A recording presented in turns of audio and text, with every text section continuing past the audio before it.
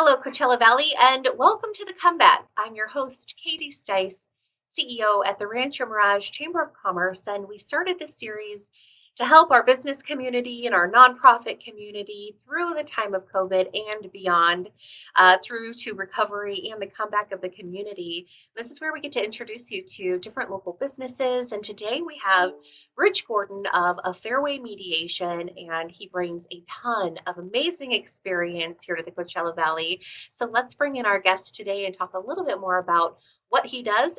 If you have questions, please leave them in the comments. We'll do our best either to ask them live or to follow up with you afterward. And please let us know where you're watching from.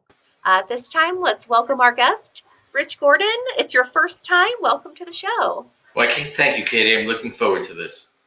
Absolutely. And we've known each other for a little while. You moved to the desert recently, moved to Rancho Mirage specifically, if I'm right, and started brought your business here, a Fairway Mediation. So tell me a little bit about it.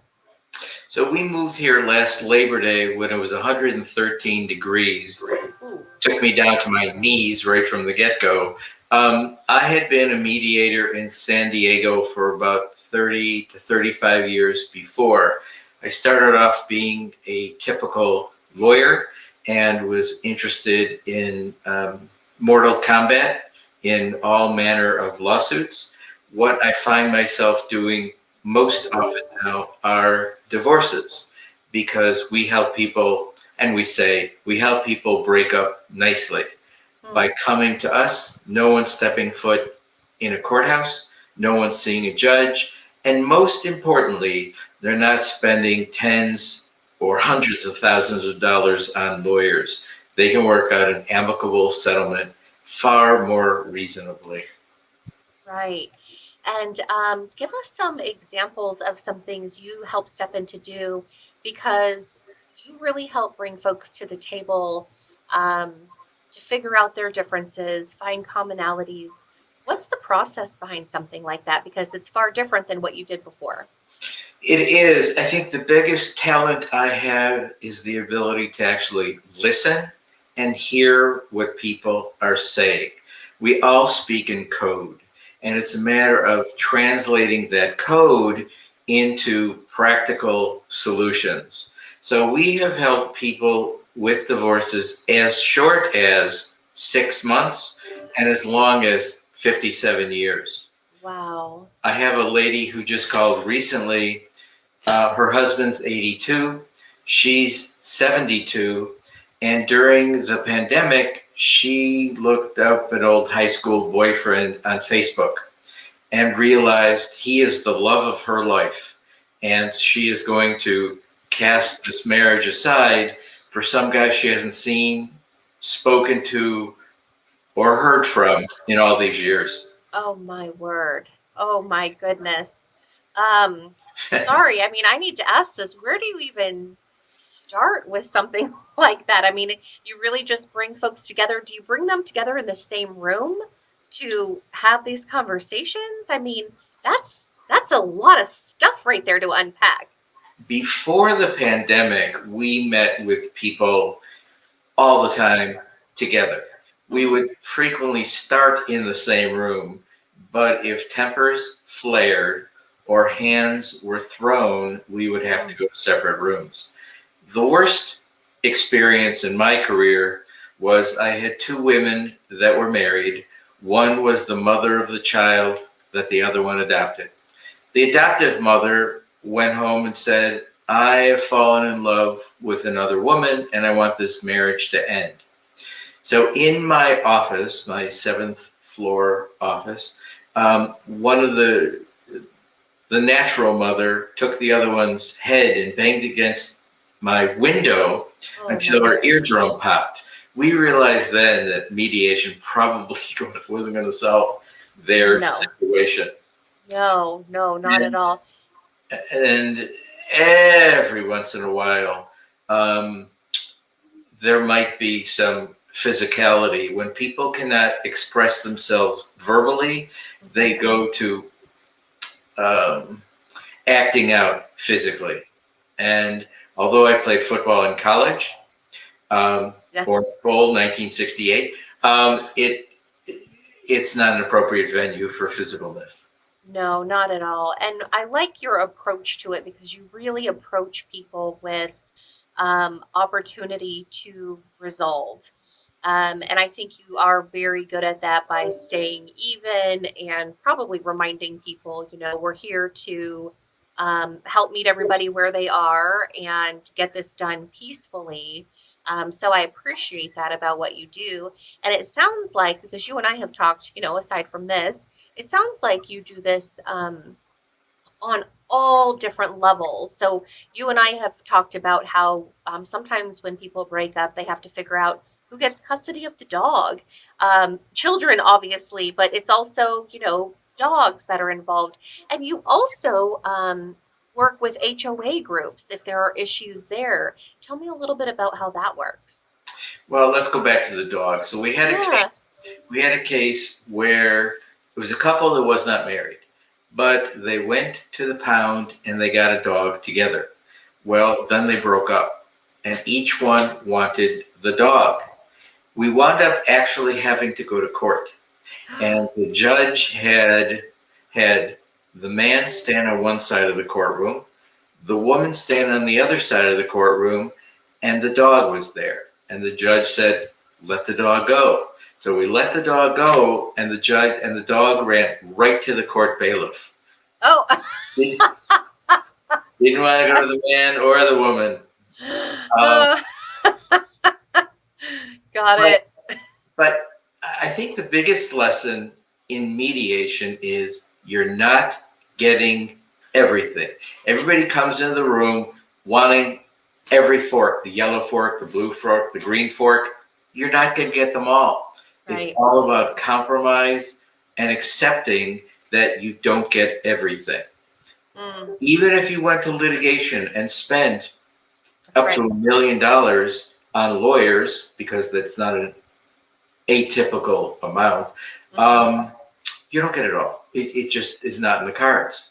That's right. I think that hearing about that, that it does put it in perspective that when folks do contact you, it's reasonable to assume that um, there's going to be a lot of negotiating going on, and that no one really gets 100% of their way. That's just not how it works in this scenario. And I appreciate that. You chatted about the dog and what happened there. Interesting. Tell me a little bit about the HOA mediation that you do, and maybe some examples of that. Well, HOAs are very interesting because everybody that owns a piece of the rock thinks theirs is the only piece of the rock. And so, where I used to live in San Diego, we had a gentleman who was adamantly opposed to people smoking in their units. And he refused to pay his HOA fees because there was smoking going on in the building. Hmm. No, nothing in the CC&R is about smoking, but this guy decided to take it on himself. So he was 2.5 years behind on his payments.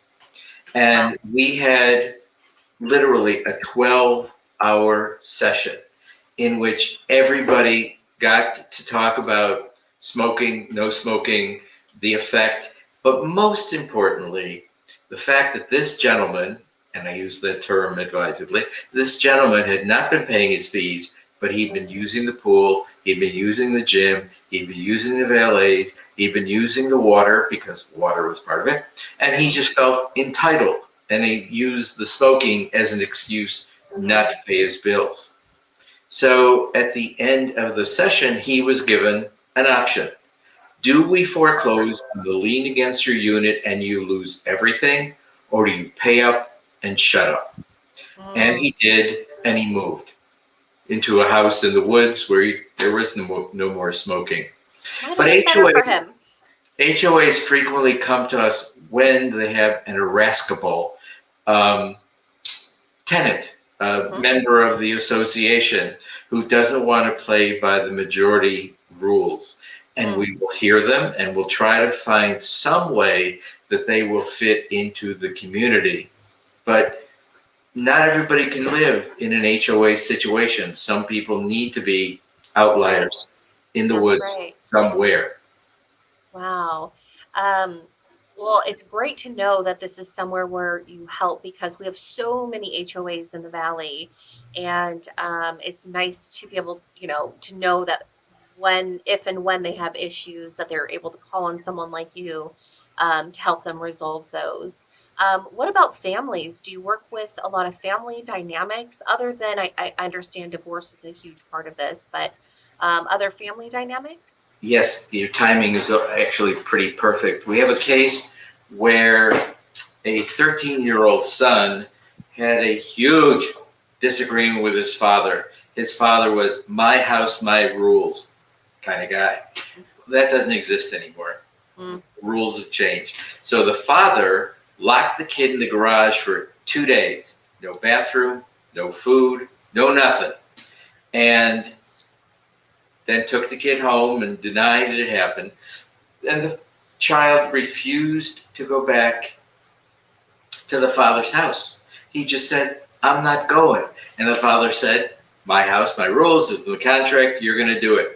So I had done the divorce and they called me in for subsequent mediation. And the kid, the child, the son, wound up being his own best credible witness. And he wow. explained, I love my father, but I can't live with him. And I do not want to live with his silly, arbitrary rules. So mediation covers a multitude of issues beyond traditional divorce, beyond HOA stuff. Mhm. Anytime there is a disagreement that lawyers could get involved with, maybe they shouldn't. Mm, Um, because not everybody has the money to pay for it, mm, and the time that cases take in court that's right. is shortened considerably in mediation because they are the focal point. They Mm, have an issue that needs to be resolved and be resolved quickly. mhm. By doing it this way, they can move on with their lives much more easily than dragging it on. And then ultimately, maybe appearing before a judge who might be doing a crossword puzzle on the bench and not Mm, really listening to what's going on. And I mm. say that because it has happened. Um, Wow. Not Wow. everybody that goes before a judge is happy with the outcome. In Right. mediation, you are responsible for the outcome, not your Right. lawyer. You get to pick from column A and column B, but you don't get both columns. Right. And you've been in this field for how long now? Well, I graduated law school in 1973, and I moved to San Diego in '94, where I started becoming a full-time mediator then, Okay. and it has been truly the love of my life, outside of my wife, in helping people through these situations. I make far less money than I did as a lawyer, but I'm a lot happier. I can't buy a Yay. Tesla a month anymore. But um, you're helping people in this situation. You're not hurting them, which was huge to my mind in helping, Yeah. not hurting.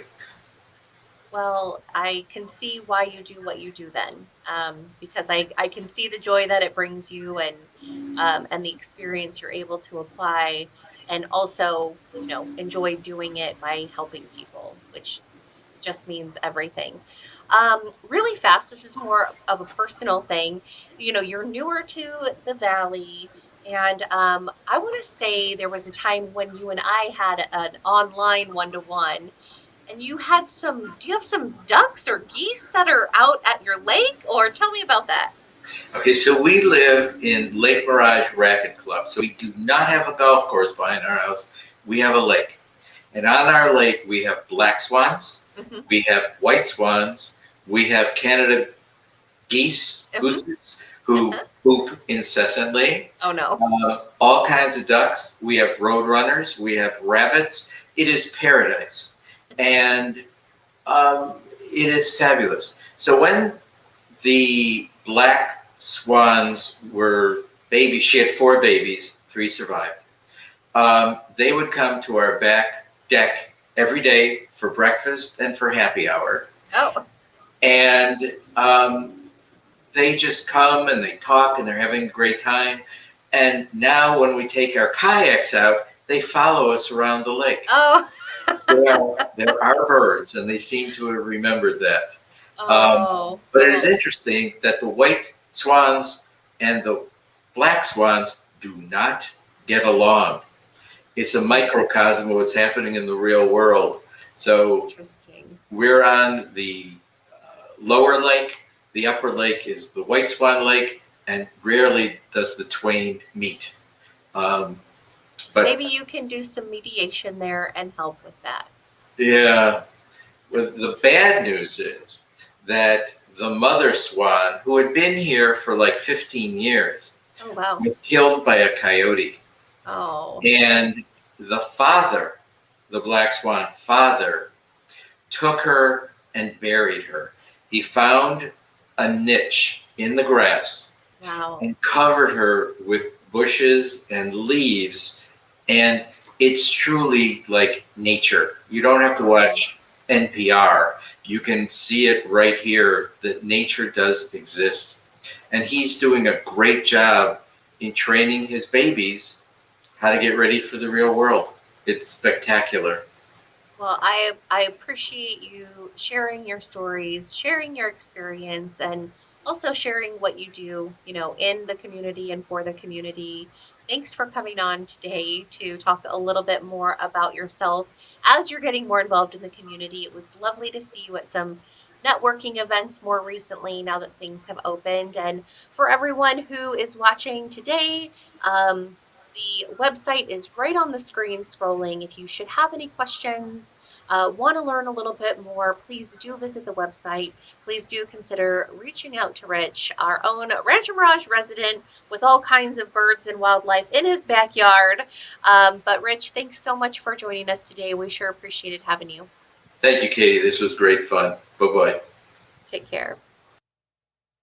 And thanks again for joining us today. We appreciate it. It's just been a pleasure to bring you information, stories, news about local businesses. We're here to support all of our local businesses, employers, jobs, nonprofits, you name it. If there's any way that I can help you professionally or personally, please don't hesitate to reach out. That's what your Chamber of Commerce is here for. Take care of yourselves and each other. Bye.